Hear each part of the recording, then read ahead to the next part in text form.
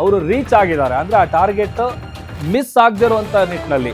ಯಾಕಂತಂದ್ರೆ ಆರಂಭದಲ್ಲಿ ಸೇಫ್ ಜಾಗದಲ್ಲಿದ್ದಾರೆ ಅನ್ನುವಂಥ ಚರ್ಚೆಗಳಾಗ್ತಾ ಇತ್ತು. ಬಟ್ ಇಲ್ಲ, ಅವರ ಪ್ಲಾನ್ ಅದು ಹೇಳಿ ಕೇಳಿ ಒಂದಷ್ಟು ಮಾಹಿತಿ ಪ್ರಾಥಮಿಕ ಮಾಹಿತಿ ಪ್ರಕಾರ ಶನಿವಾರ ಸಂಜೆ ಆಗಬೇಕಾಗಿದ್ದಂಥ ಅಟ್ಯಾಕು ಸ್ವಲ್ಪ ಬೇಗನೆ ಮಾಡಿದ್ರು. ಅದಕ್ಕೂ ಕೂಡ ನಾನಾ ಕಾರಣಗಳಿದೆ.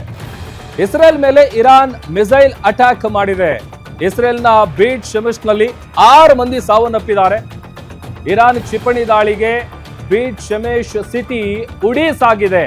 ಡೆಡ್ಲಿ ಅಟ್ಯಾಕ್ ಪರಿಣಾಮ 6 ಮಂದಿ ಸಾವನ್ನಪ್ಪಿದ್ದಾರೆ. ಸುಮಾರು 20ಕ್ಕೂ ಹೆಚ್ಚು ಮಂದಿಗೆ ಗಾಯ ಆಗಿದೆ. ಜೆರುಸಲೆಂನಿಂದ ಪಶ್ಚಿಮಕ್ಕೆ 30 ಕಿಲೋಮೀಟರ್ ದೂರದಲ್ಲಿದೆ ಈ ಒಂದು ಬೀಟ್ ಶೆಮೆಶ್. 20ಕ್ಕೂ ಹೆಚ್ಚು ಮಂದಿ ಗಾಯ ಆಗಿದೆ. 6 ಜನ ಸಾವನ್ನಪ್ಪಿದ್ದಾರೆ ಡೆಡ್ಲಿ ಅಟ್ಯಾಕ್ಗೆ. ಇರಾನ್ನ ಈ ಕ್ಷಿಪಣಿ ದಾಳಿಗೆ ಬೀಟ್ ಶೆಮೆಶ್ ಸಿಟಿ ಏನಿದೆ ಆ ಸಿಟಿ ಕಂಪ್ಲೀಟ್ ಆಗಿ ಉಡೀಸಾಗಿದೆ.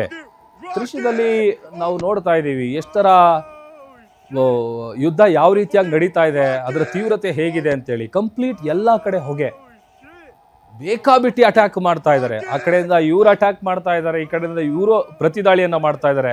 ಅಟ್ಯಾಕ್ ಕೌಂಟರ್ ಅಟ್ಯಾಕ್ ಎರಡೂ ಕೂಡ ನಿಲ್ತಾ ಇಲ್ಲ. ಪರಿಸ್ಥಿತಿ ಕ್ಷಣ ಕ್ಷಣಕ್ಕೂ ಬಿಗಡಾಯಿಸ್ತಾ ಇದೆ. ಇದೆಲ್ಲದರ ನಡುವೆ ಅಲ್ಲಿ ಸಿಲುಕಿರುವಂತವ್ರು, ಜೊತೆಗೆ ಅಲ್ಲಿರುವಂತವ್ರು ಬಂಕರ್ಗಳ ಮೊರೆ ಹೋಗೋದು ಬಿಟ್ಟು ಬೇರೆ ಯಾವುದೇ ರೀತಿಯಾದಂತ ಆಪ್ಷನ್ ಇಲ್ಲ ಅವರಿಗೆ.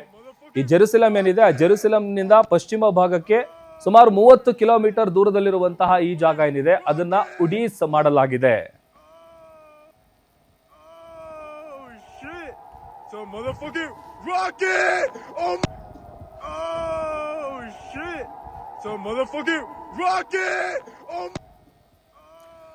ನೋಡಿ, ಒಂದು ದುಬೈನ ಯಾಕೆ ಇರಾನ್ ಪರ್ಟಿಕ್ಯುಲರ್ ಆಗಿ ಟಾರ್ಗೆಟ್ ಮಾಡಿಕೊಂಡು ಅಟ್ಯಾಕ್ ಮಾಡ್ತಾ ಇದೆ ಅನ್ನುವಂಥ ವಿಚಾರಕ್ಕೆ ಸಂಬಂಧಪಟ್ಟಂತೆ ಪ್ರಮುಖ ಕಾರಣಗಳನ್ನು ನಾವು ಗಮನಿಸ್ತಾ ಹೋಗ್ತಾ ಇದ್ವಿ. ಅದರ ಜೊತೆಗೆ ಜೆರುಸಲೆಂನಿಂದ 30 ಕಿಲೋಮೀಟರ್ ದೂರದಲ್ಲಿರುವಂಥ ಜಾಗ ಏನಿದೆ ಬೀಟ್ ಶೆಮೆಶ್, ಆ ಜಾಗದಲ್ಲಿ ದಾಳಿ ನಡೆಸಿರುವಂಥ ಪರಿಣಾಮವಾಗಿ ಸುಮಾರು 6 ಮಂದಿ ಸಾವನ್ನಪ್ಪಿದ್ರೆ 20ಕ್ಕೂ ಹೆಚ್ಚು ಮಂದಿಗೆ ಗಾಯ ಆಗಿದೆ ಅನ್ನುವಂಥ ವಿಚಾರ ಗೊತ್ತಾಗ್ತಾ ಇದೆ. ಅಲ್ಲಿ ಪ್ರತಿಯೊಬ್ಬರಿಗೂ ಕೂಡ ಒಂದು ರೀತಿಯಾದಂಥ ಆತಂಕ. ಇದೆಲ್ಲದರ ನಡುವೆ ನಮ್ಮ ಭಾಗದಿಂದ ಅಂದ್ರೆ ನಮ್ಮ ಭಾರತದಿಂದ ಹೋಗಿರುವಂತ ಜನ ಎಲ್ಲೆಲ್ಲಿ ಸಿಲುಕೊಂಡಿದ್ದಾರೆ, ಅಲ್ಲಿಂದ ವಾಪಸ್ ಬರೋದಕ್ಕಾಗದೆ ಅವರು ಪರದಾಡ್ತಾ ಇದ್ದಾರೆ.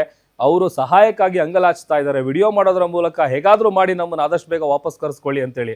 ಜೊತೆಗೆ ಈ ಡೆಡ್ಲಿ ಅಟ್ಯಾಕ್ಗಳೇನಿದೆ ಅದು ನಿರಂತರವಾಗಿ ಮುಂದುವರಿತಾ ಇದೆ. ಒಂದು ಇಸ್ರೇಲ್ ಸೇನೆ ಇರಾನ್ನ ಸರ್ಕಾರಿ ಕಚೇರಿಗಳನ್ನ ಪ್ರಮುಖವಾಗಿ ಗುರಿಯಾಗಿಸಿಕೊಂಡು ಆ ಭಾಗದ ಮೇಲೆ ಆ ಜಾಗಗಳಲ್ಲಿ ಟಾರ್ಗೆಟ್ ಅನ್ನ ಮಾಡಿ ದಾಳಿಯನ್ನ ನಡೆಸ್ತಾ ಇದೆ.